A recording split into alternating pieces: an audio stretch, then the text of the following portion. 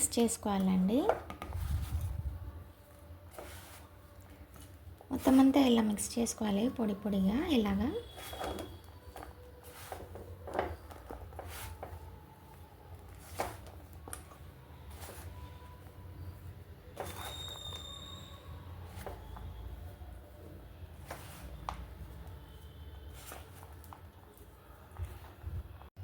ఇదిగోండి లడ్డూలు అయితే రెడీ అయిపోయాయి. మామూలుగా ఇలా చేసి పెట్టుకుంటాం కదా, మీకు ఒక టిప్ చెప్తాను.